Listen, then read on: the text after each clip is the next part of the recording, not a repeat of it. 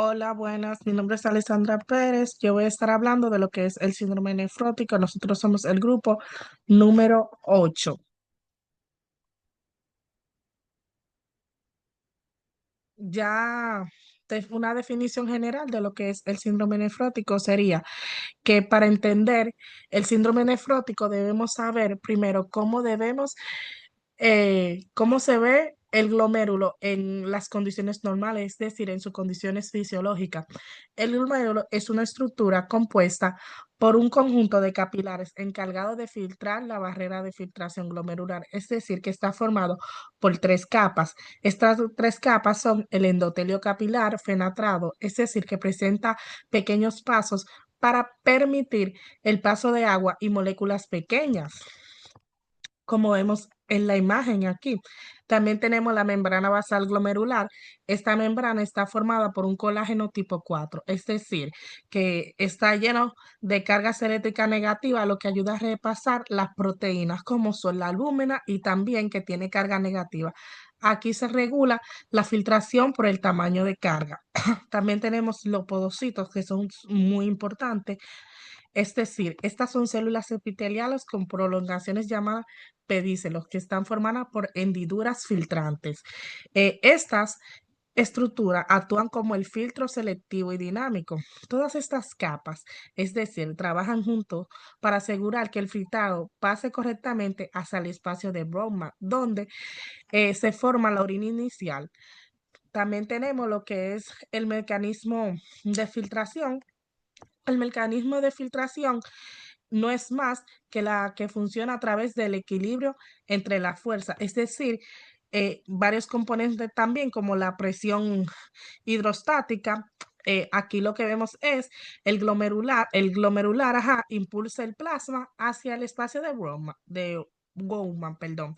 La presión oncótica también, esta es plasmática y está generada por proteínas como son la albúmina, eh, también está lo que hace que intenta mantener el equilibrio dentro de los capilares. Tenemos la presión hidrostática, que la presión hidrostática, pero del espacio de Wolfman. Esto es lo que quiere decir que se expone parcialmente al filtrado.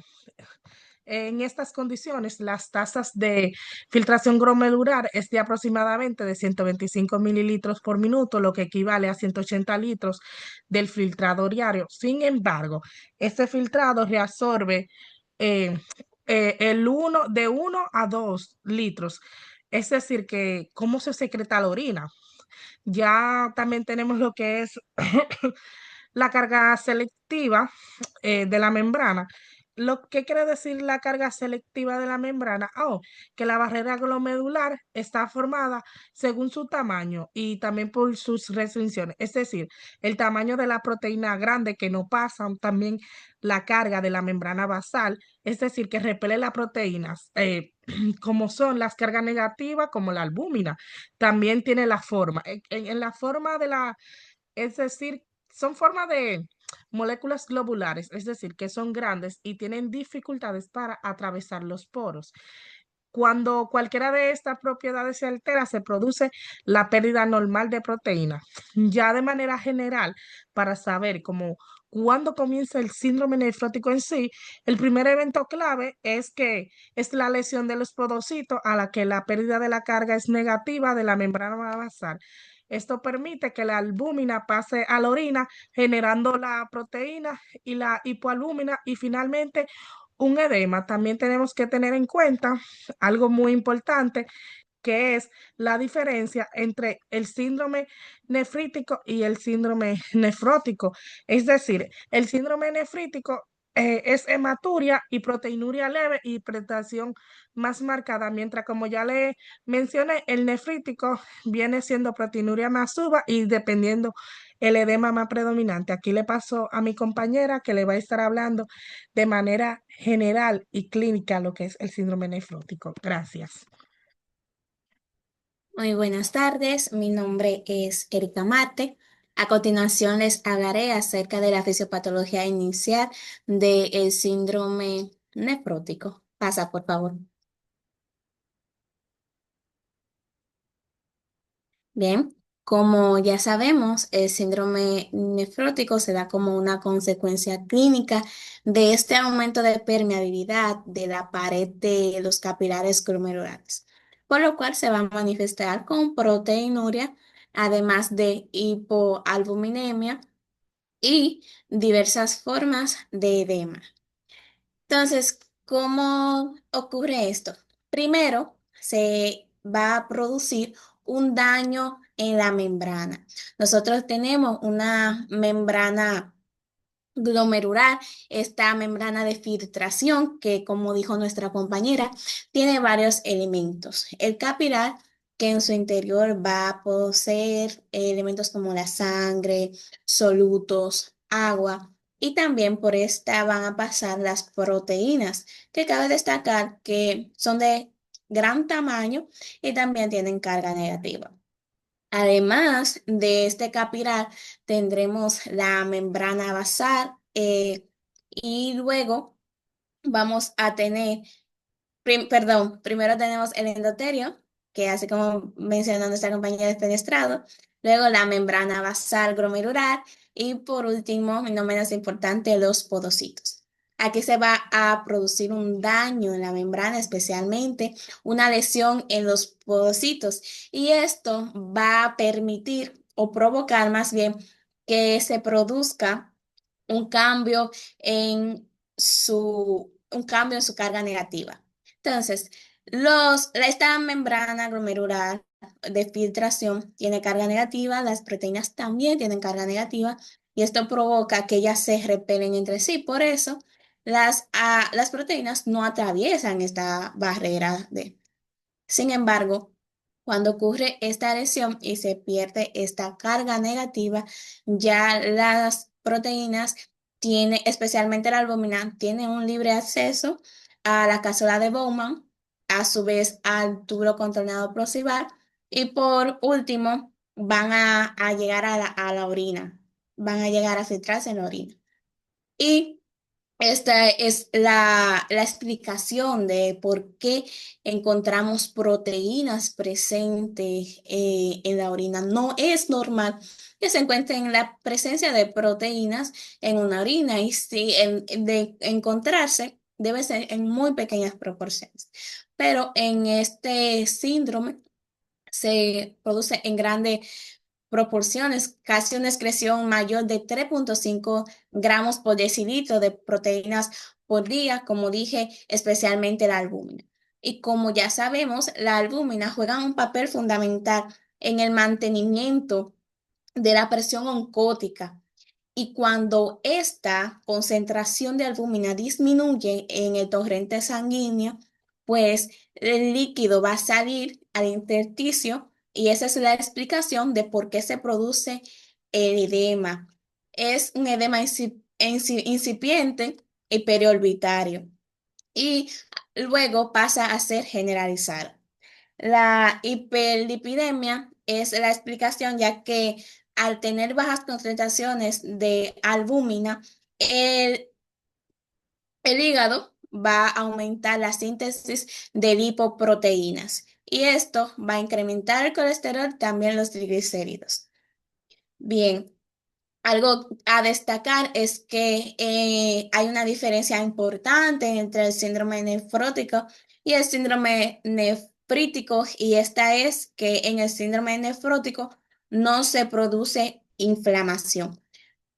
Al contrario del síndrome nefrítico, que sí vamos a tener la cascada o la presencia de inflamación.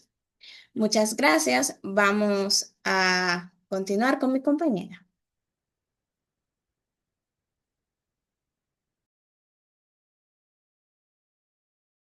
Bien, buenas tardes. Mi nombre es Chantal López y yo les continuaré hablando sobre las consecuencias fisiopatológicas del síndrome nefrítico. Siguiente, por favor. Bien, como primero tenemos lo que es la hipoalbuminemia, que prácticamente esta se define como cuando la albúmina sérica es menor a 3,0 gramos por decilitro y cuando hay una pérdida proteica importante o una reducción o una producción reducida.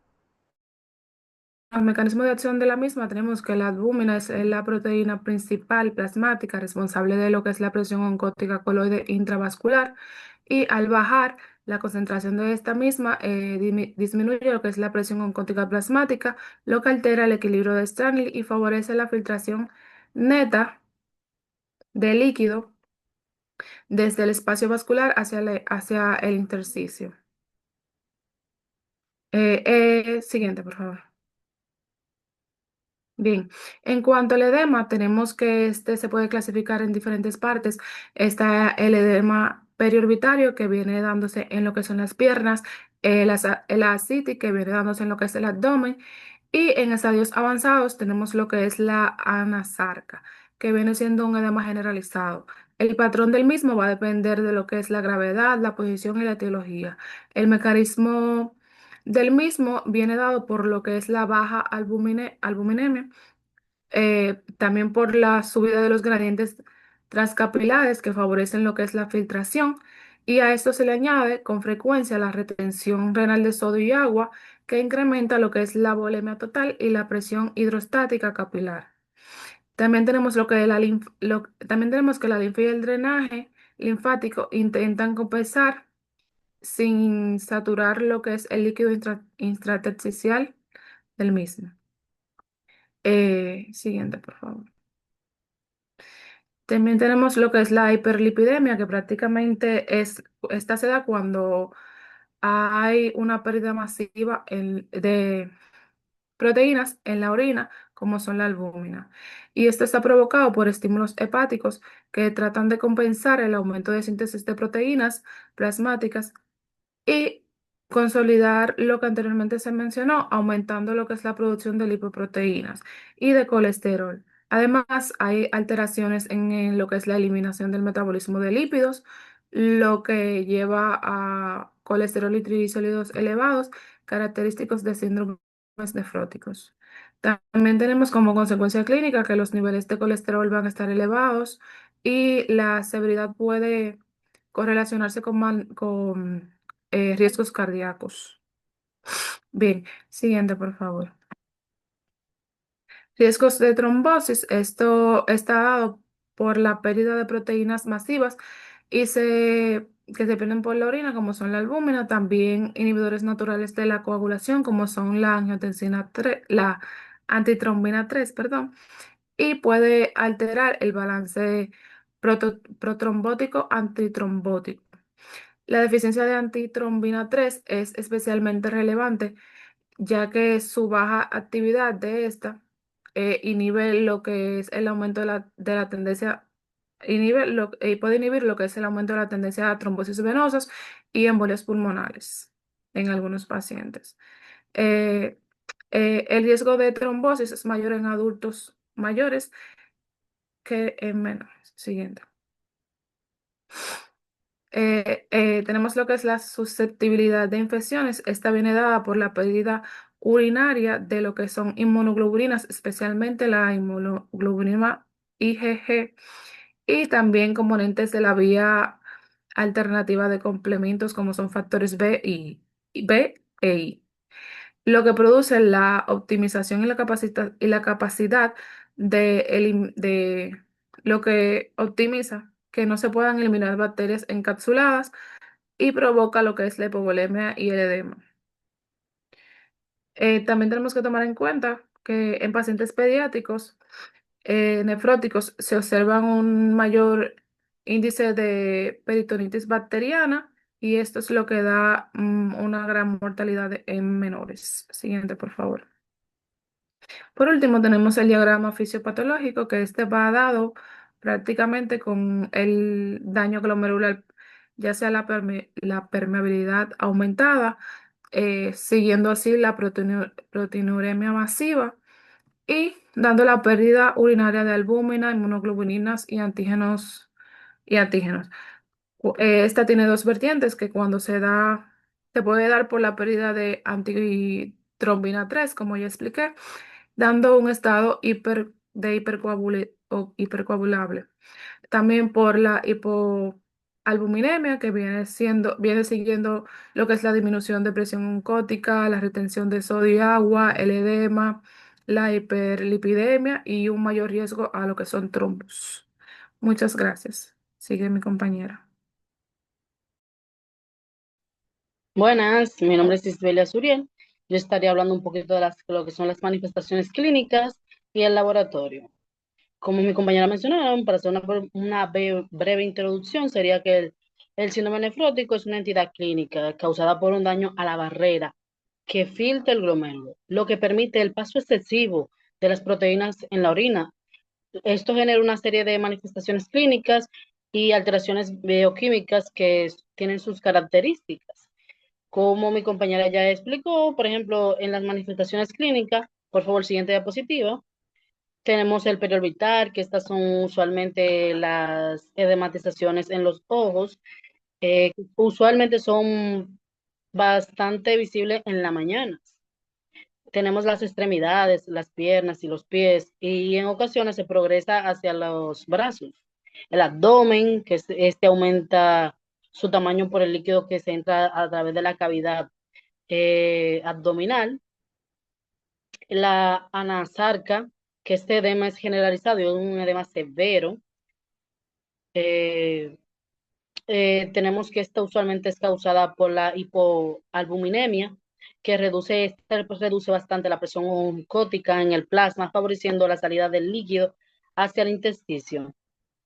Tenemos que viene la orina espumosa. Este es un indicativo de la proteinuria masiva, la proteína en la orina usualmente. Esta altera la tensión superficial y genera la espuma.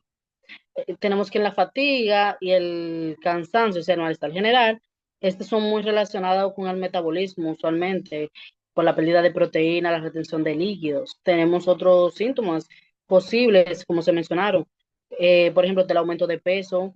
Este se da por la acumulación de líquido, la disminución del apetito. Estos son por edemas gastrointestinales. Son susceptibles a infecciones, como comentó mi compañera anteriormente.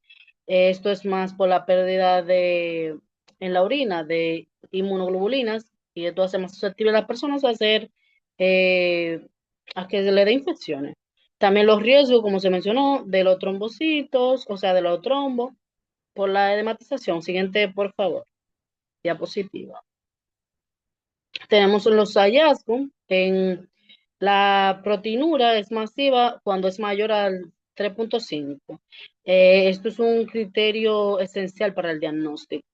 La hipoalbuminemia, cuando es menor de 3, este es por la pérdida de albúmina en la orina. La hiperlipidemia, esta es una respuesta hepática que trata de compensar.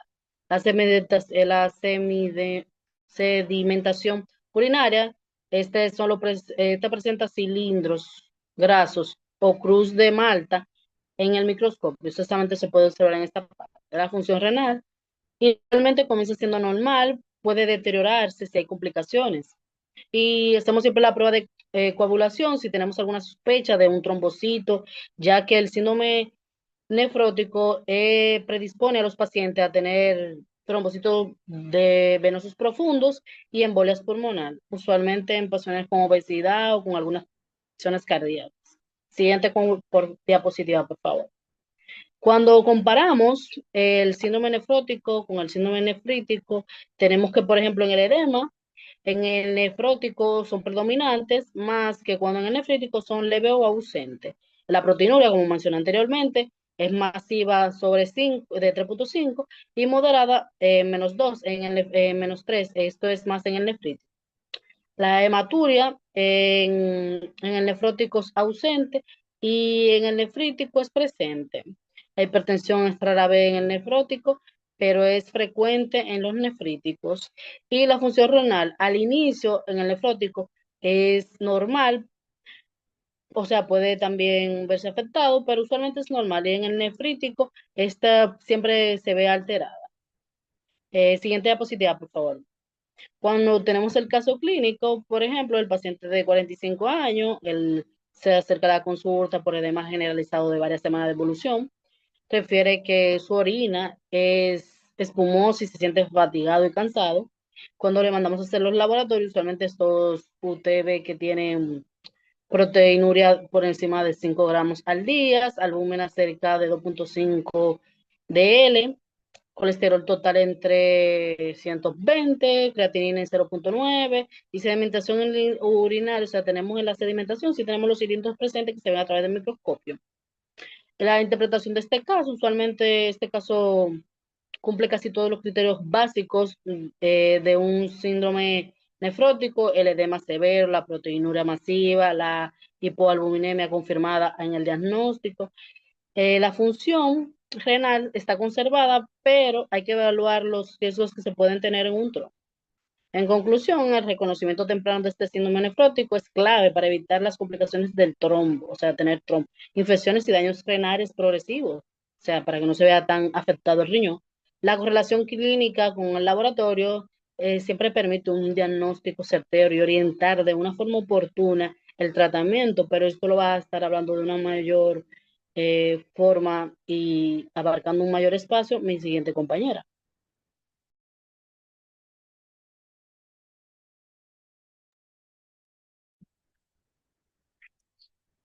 Bien, buenas tardes. Mi nombre es Yadira Mambrú de los Santos y durante mi intervención le voy a estar hablando acerca de la causa y el tratamiento general del síndrome nefrótico.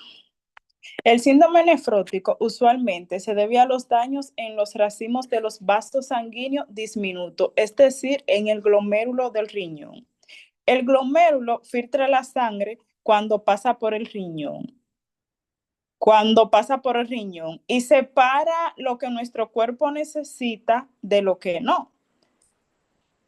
Un glomérulo saludable, es decir, en buenas condiciones, retiene las proteínas de la sangre, principalmente la albúmina, que se utiliza para mantener la cantidad adecuada del líquido en nuestro cuerpo y evita que se vayan conjunto a la orina. Cuando este está dañado, es decir, no presenta buenas condiciones, el glomérulo permite que se vaya del cuerpo muchas de las proteínas de la sangre, lo que nos causa el síndrome nefrótico. Existen varias causas. Pasa la diapositiva, por favor. Existen varias causas, muchas enfermedades y afecciones que pueden hacer que el glomérulo se dañe, y entre esas causas están la enfermedad renal diabética. La diabetes puede causar un daño en los riñones, es decir, una nefropatía diabética que afecta a los glomérulos. En otro orden tenemos la nefropatía de cambio mínimo. Esta es la causa más común del síndrome nefrótico en niños. La nefropatía de cambios mínimos hace que los riñones no funcionen bien, pero cuando se examinan, ya sea a nivel microscópico, se ve normal o casi normal. En general, no se puede determinar la causa de la función renal. También cabe mencionar la glomerulosclerosis focal y segmentaria. Esta afección está caracterizada por la cicatrización de algunos de los glomérulos. Puede ser el resultado de otra enfermedad, un defecto congénito o ciertos medicamentos, o puede ocurrir sin alguna razón conocida. También cabe mencionar la nefropatía membranosa. Este trastorno de los riñones es a consecuencia del engrosamiento de la membrana dentro del glomérulo. El engrosamiento se debe a los apósitos hechos por el sistema inmunitario. Puede asociarse con otras afecciones y medidas como son el lupus, la hepatitis B, la malaria, el cáncer, o también puede ocurrir sin razón conocida.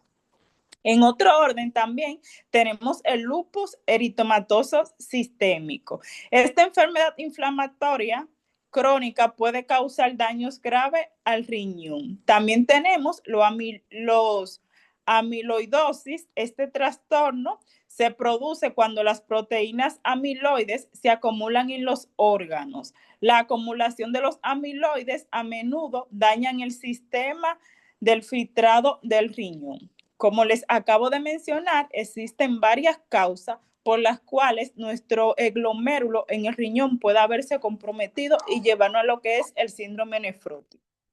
Siguiente diapositiva, por favor. Como les mencionaba anteriormente, este es un cuadro comparativo que quise presentarle.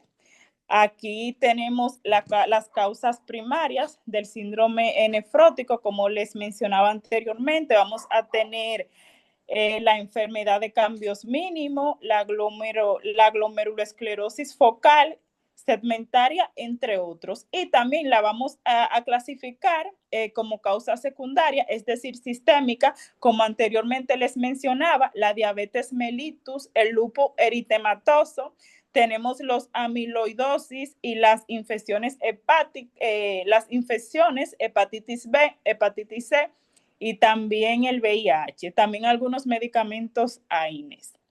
Siguiente, por favor. En cuanto al tratamiento. El tratamiento del síndrome nefrótico comprende tratar cualquier afección médica que probablemente no esté causando esta condición. El médico puede recomendar medicamentos y cambios en la alimentación que te ayuden a controlar los signos y síntomas o tratar la complicación de este síndrome. Dentro de los medicamentos, tenemos medicamentos para la presión arterial.